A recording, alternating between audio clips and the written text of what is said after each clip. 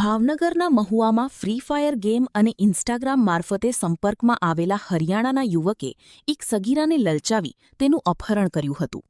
મહુવા ગ્રામ્ય police, LCB અને અન્ય ટીમોની સંયુક્ત કામગીરીથી સગીરાને હરિયાણાના સોનીપતથી સુરક્ષિત શોધી કાઢી પરિવારને પરત સોંપવાની કાર્યવાહી હાથ ધરાઈ છે. પોલીસે વાલીઓને બાળકોની ઓનલાઈન ગેમિંગ અને સોશિયલ મીડિયા પ્રવૃત્તિઓ પર નજર રાખવાની અપીલ કરી છે. 5/5/2026ના રોજ મહુવા ગ્રામ્ય પોલીસ સ્ટેશનમાં એક અપહરણની ફરિયાદ દાખલ થયેલ હતી. જે બનાવની જાણ થતાની સાથે જ એલસીબીની પેરોલ ફોલો ટીમ, અમારી મહુવા ડિવિઝનની નાસ્તા ફરતા સ્કોડ તથા મહુવા ગ્રામ્ય પીએસઆઈ શ્રીની ટીમ દ્વારા જે ગુમ થનાર બાળકી છે તેની શોધખોળ હાથ ધરવામાં આવેલ.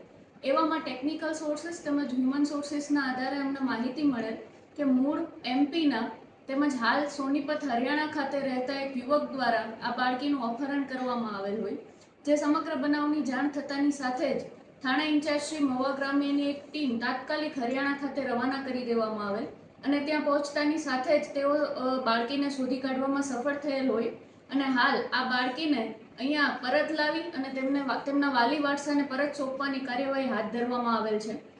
આ જે સમગ્ર બનાવ છે એની શરૂઆત ફ્રી ફાયર ગેમ અને ઇન્સ્ટાગ્રામના માધ્યમથી થયેલ હતી, જેથી સમગ્ર આ જે બનાવ બનવા પામેલ હોય અને અમારી ભાવનગર પોલીસની વાલીઓને એક નમ્ર વિનંતી છે કે જો આપના બાળકો પણ આવી કોઈ ગેમ કે સોશિયલ મીડિયા પ્લેટફોર્મ સાથે જોડાયેલા હોય તો પૂરતી તકેદારી રાખશો કે જેથી ભવિષ્યમાં પણ આવા બનાવો બનતા અટકાવી શકાય.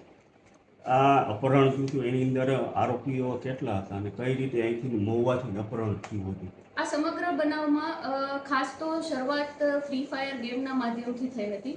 ત્યારબાદ ઇન્સ્ટાગ્રામ પ્લેટફોર્મના માધ્યમથી જે આ યુવક છે, અપહરણ કરનાર યુવક છે, એમના દ્વારા જે ફરિયાદીની ડોટર છે, એમની જે ડોટર છે, જે બાળકી છે, એમને લલચાવી ફોસલાવી એમને વિશ્વાસમાં લઈ અને યુવક ત્યાંથી સોનીપતથી મહુવા આવે છે અને અહીંયાથી તેનું અપહરણ કરીને લઈ ગયેલ હોય. આમ એક જ આરોપી આ બનાવમાં છે. આની અંદર જે અપહરણ કરીને લઈ જાય છે તેનો કેમાં વાહનનો ઉપયોગ કર્યો છે? એ ટ્રેનના મારફતે જે યુવક છે, આપણે અપહરણ કરનાર યુવક છે, એ ટ્રેનના મારફતે સુરત, પહેલા દિલ્હીથી આપણે સોનીપતથી દિલ્હી, ત્યારબાદ દિલ્હીથી સુરત અને સુરતથી મહુવા ખાતેની ટ્રેનમાં અત્રે આવેલ હોય અને બાળકીનું અપહરણ કરી અત્રેથી લઈ ગયેલ હોય. વાલીઓને એને જે મોબાઈલમાં જે નાના યુવકો છે તેને અત્યારે તમે શું કહેશો કે જે આ ફાયર જે ગેમ છે રમવી જોઈએ કે ન રમવી જોઈએ, કે માતા પિતાએ કેટલું ધ્યાન રાખવું જોઈએ? ના, ચોક્કસ ગેમ તો રમવી જોઈએ બાળકોએ, પરંતુ આજે સોશિયલ મીડિયાના માધ્યમથી હાલ જે ક્રાઇમ વધી રહ્યો છે, ઓનલાઈન ગેમિંગ પ્લેટફોર્મના માધ્યમથી જે બાળકીઓ છે એમને અપ્રોચ કરવામાં આવે છે અને તેમનો વિશ્વાસ જીતી અને તેમનું આવો અપહરણ કરવામાં આવેલ છે, જેનો આ કિસ્સો આપણે હાલ જોઈ રહ્યા છે. તો આ જે બનાવ છે તે સમગ્ર વાલીઓ માટે એક લાલબત્તી સમાન કિસ્સો છે, તો જેની આપણે તમામ તકેદારી રાખીએ જેથી ભવિષ્યમાં પણ આવા બનાવો ના બને, એ એક સંદેશ ભાવનગર પોલીસ તરફથી તમામ જનતાને અમે આપવા માંગીએ છીએ.